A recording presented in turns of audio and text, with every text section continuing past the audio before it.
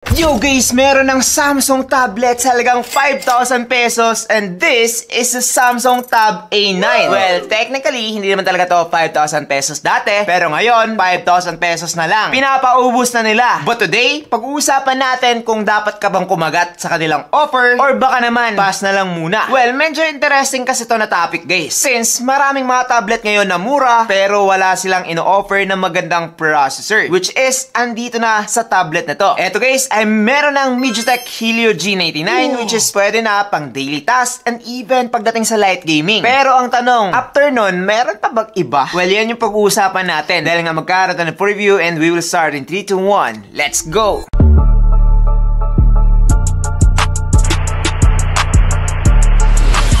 Yo, what's up guys? I'm JP and this is JTN TV. Now, before we proceed, meron tayong i-announce. So, for the month of September, meron tayong another giveaways. Woo! Yes, with S. And eto guys, yung Samsung Tab A9 na i-review natin ngayon and yung Samsung A16 4G. So, ano pang ginagawa nyo? Mag-subscribe na and also like this video and follow nyo na din yung mechanics para maka-join. Now, bago natin alisin to, ipapaalam ko muna sa inyo kung ano yung laman niya. So after this tablet, halos wala na talaga makikita dito. Mga papel lang and yung USB-C to Type-C na cable. Yun lang. Wala nang iba. Actually, napakanipis ng kanyang box guys. Pero at the same time, premium feels po siya. That is why, kapag meron kayong mga re-reguluhan tapos gusto yung Samsung na brand or yung gusto lang talaga ng isang branded na device, maganda to. Diba?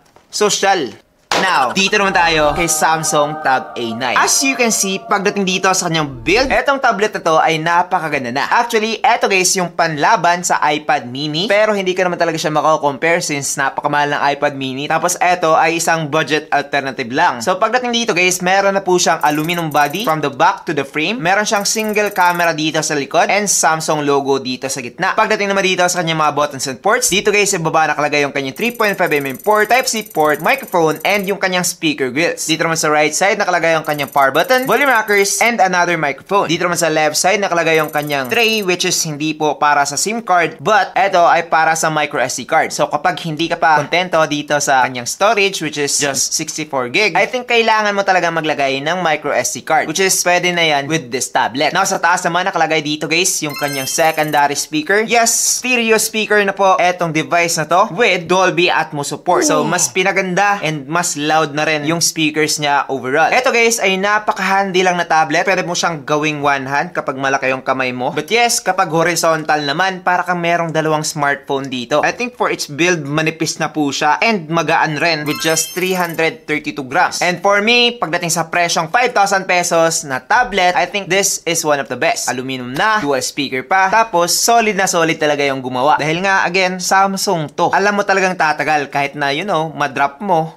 But yes, remind ko lang kayo guys, wala tong drop resistance, wala tong water resistance. So kapag you know, napaka-careless na talaga, hindi ito tatagal. Kapag binato to ng anak nyo tapos walang casing, masisira pa rin to. Now, let's talk about its display. As you can see naman, di ba? Gorgeous display. Ito ay merong 8.7-inch TFT display with 800 pixels pagdating sa kanyang resolution and yun lang. Wala na siyang mga special features like refresh rate or high touch sampling rate dahil nga hindi naman talaga pang gaming etong phone na to. I think it's just 60Hz which is the normal nowadays. And for me, habang ginagamit ko naman siya sa Facebook, YouTube, and even TikTok, makakasabay naman siya. It's just that hindi siya masyadong smooth or hindi siya masyadong, you know, mabilis. But yes, sakto lang yung kanyang bezel sa side. Medyo malaki yung kanyang bezels pagdating sa bottom and top. But for me, it's understandable. Meron pang manakitang tablet dito sa presyo na to na mas malapad pa yung bezel. And you know, napaka-cheap ng tingnan. Eto guys, balance lang naman siya. Diba? Makikita nyo naman. Kapag kayo mahilig manood ng mga movies, videos, I think na mag-e-enjoy na rin kayo sa display na makikita nyo dito kay Samsung Tab A9. Hindi lang siya masyadong bright, that is why hindi ko siya ma-recommend outdoors. But yes, kapag indoor naman, okay na para sa akin yung display nitong Samsung Tab A9. Para ka nang merong malaking smartphone. Now, let's talk about the performance of this device. So, eto guys ay nag-run dati ng Android 13. Upgradable na po siya sa latest which is Android 15 with One UI 7. So, updated ka dito guys and meron ka pang remaining na around 4 years of update. Pagdating naman sa kanyang processor, eto ay merong MediaTek Helio G99 with octa-core CPU up to 2.2 GHz and Mali G57 MC2 naman pagdating sa kanyang GPU. Now, tinest ko rin to sa Antutu benchmark. And eto na nga yung nakuha niya. 380,000. Yes, hindi siya ganun kalupit but nag-range to na around 380 to 400k pagdating sa Antutu benchmark. With just 4GB of RAM, dun siguro medyo nagkalayo compared sa mga competition. But yes, as I'm using this for multitasking purposes, makakasabay pa rin naman siya. Nag-split screen ako dito guys ng Facebook and YouTube. Yes, makakascroll na ako dito sa dalawang to ng sabay. And also, walang problema. Habang nanonood ng video, makakalike ka na ng post ng iyong mga friends. Pwede nyo tong gawin sa iba't ibang mga apps like TikTok with YouTube and so on. Nag-try din ako dito guys ng Mobile Legends and meron na siyang Ultra Graphics. But yes, I think for me, yung na-experience ko dito is playable na siya. Although, medyo mahirapan ka talaga sa una. Yun lang yung masasabi ko. Dahil nga kapag nasanay ka na sa phone mo, tapos lilipat ka dito sa medyo mas malaki, medyo mahirapan ka mag-control. But so far, playable naman yung Mobile Legends dito guys. So kapag trip mo na maglaro sa isang malaking device, I think napaka-goods na nitong Samsung Tab A9. One of the cheapest tablet that you can get. And even mas sulit pa to sa mga smartphone na 5K tapos wala pa rin G99. Diba? So for me, performance-wise, okay na okay pa rin yung pinakita na performance nitong Samsung Tab A9. You can use this one for multitasking, daily tasks, and even pagdating sa light gaming. That is why for the price of 5,000 pesos, pagdating sa tablet, eto guys ay unbeatable. Hindi to matatalo. Wala pang mga G99 na tablet, tapos meron lamang presyong napakamura. So eto guys ay meron lamang 5,100 mAh and 15 watts naman pagdating sa kanyang charging. Yes, hindi ito masyadong makunat and also hindi rin siya masyadong mabilis pagdating sa charging. I think this is one of the downside pagdating dito sa tablet na to. It's because some tablets are offering mga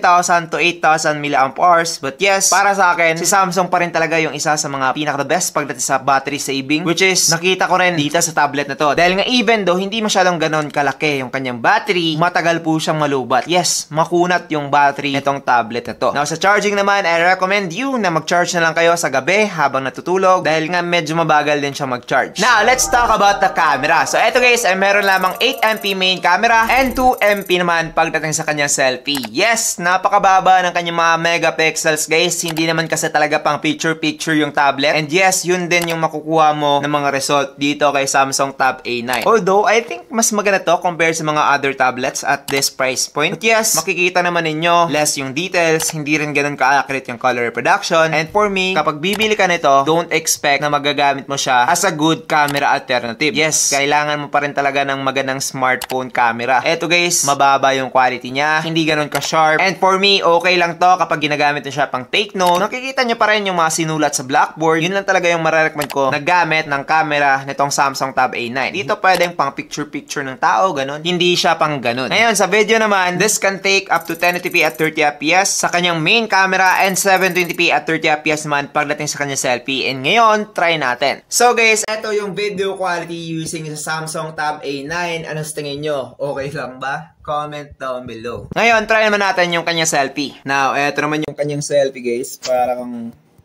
ang luma na nito. Tapos 720p lang.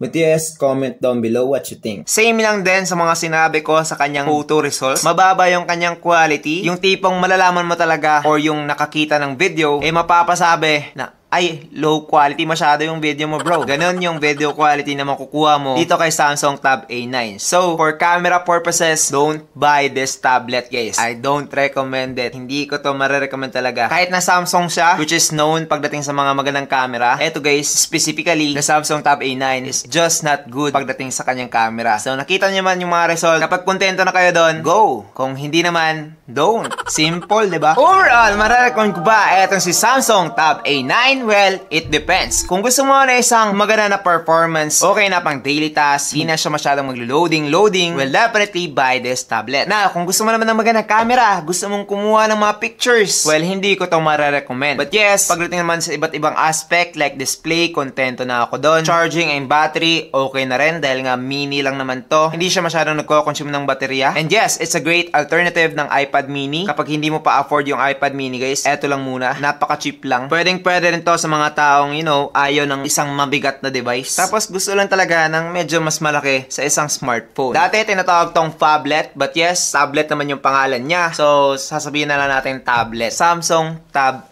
A9. Limited lang po yung sale nito, kaya naman kung wala na, well, don't blame me. Hindi naman ako yung nagbebenta. Pero para makasigurado kayo sa inyong mga bibilhin, maglalagay ako ng link down below kung saan ko siya binili sa Shopee. Again, limited time lang to guys, hindi to pang forever. Nagsisale lang sila dahil nga I guess meron ng paparating na bago. But since sulit pa rin naman siya, ginawa natin ng video. So I guess that's pretty much it for this video. I hope na nag-enjoy kayo. Kung meron pa kayong mga alam na mga sulit na phones, well, definitely just comment down below. Try natin bilhin yan. So that's it. I'm JP and this is JTN TV. Thank you for watching and God bless. Bye-bye.